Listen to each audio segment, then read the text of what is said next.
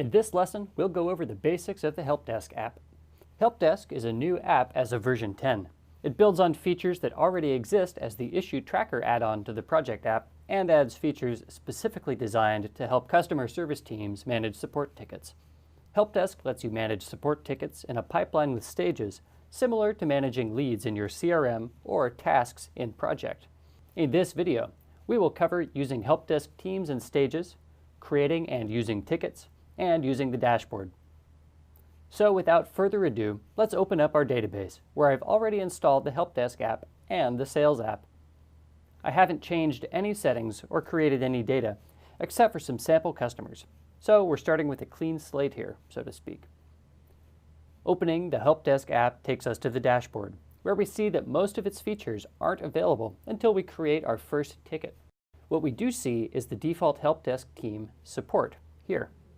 Tickets are managed on the level of teams, with each team having its own pipeline, settings, and members.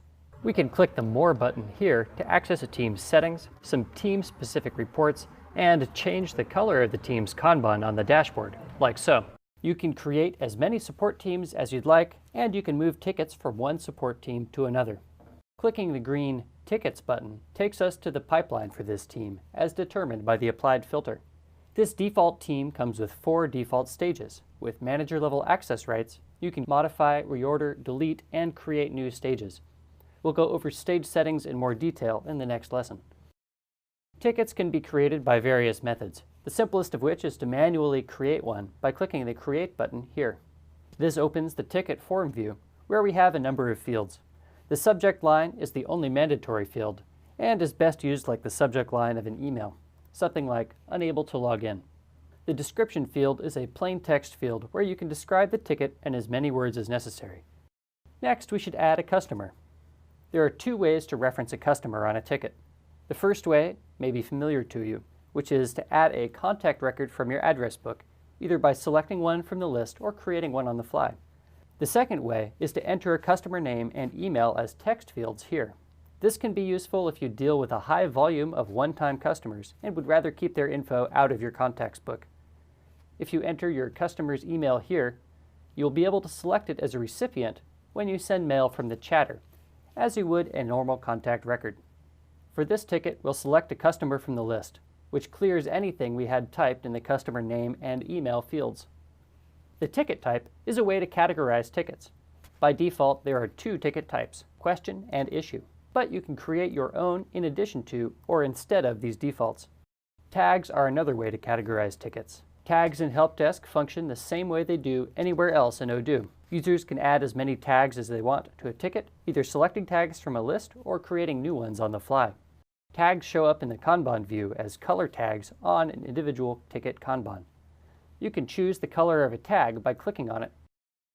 Next, we can choose which team's pipeline the ticket will appear in. Odoo suggests the pipeline you had open when you created the ticket, but you can assign it to any team that you, the ticket creator, are a member of. In this case, we just have the one team available, support. We can also assign the ticket to any user with at least user-level access rights to the helpdesk app, regardless of whether they are a member of the chosen team or not. In this case, they will be able to access the ticket from their dashboard, but no other tickets on the team. The priority of a ticket determines where it shows up on your dashboard. 0 and 1-star tickets receive no special treatment. 2 and 3-star tickets each have their own quick access buttons on the dashboard, which we'll see in just a moment. Let's give this ticket 3 stars. The Kanban state is yet another way to communicate with your team and categorize tickets. The Kanban state shows up in the Kanban view of the pipeline as gray, red, or green dot on each ticket's Kanban. So now let's save this ticket. Saving the ticket assigns it a unique serial number, which is shown after the ticket title here. Ticket serial numbers start at 1 and increment by 1 for each new ticket created, regardless of which team they are created in.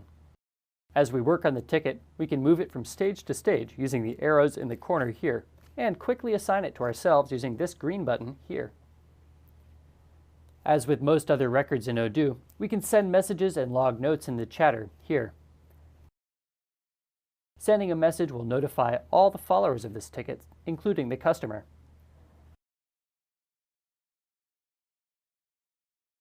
Since the customer is not an internal user, they will receive an email. You can send a message to additional contacts or email addresses in the Message Composer window here. For more information about the chatter, you can refer back to its dedicated video earlier in the course. We can also use the breadcrumbs in the top left corner to navigate back to our pipeline, where we see the ticket. In the Kanban view, we see some basic information about the ticket, including its priority, Kanban state, and who it is assigned to. We can also move it from one stage to another by dragging and dropping. There are a few other features on a ticket that are activated when we have more than one ticket in the system, so let's quickly create one more new ticket. We'll just need a title and a customer for this demonstration. Note that we've selected the same customer as the first ticket. Now, when we save the ticket, we see that a new button is available, which tells us how many open tickets this customer has. And we can click on it to view them all in the Kanban view. Now let's use the breadcrumbs to go back to the ticket, where we can access another useful piece of customer information. By clicking on the name of the customer, we are taken to the contact record, where we can see documents like sales orders, purchase orders, or subscriptions that are linked to this customer. Because the only other app we have installed in this database is Sales, we just see the sales orders and invoices linked to this customer. As we install more apps, more information becomes available here. So now that we've seen how to use tickets, let's head back to the dashboard.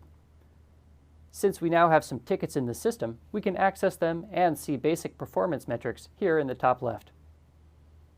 Each user can access all tickets assigned to them across all teams, and all tickets assigned to them across all teams with 2 and 3 stars, respectively.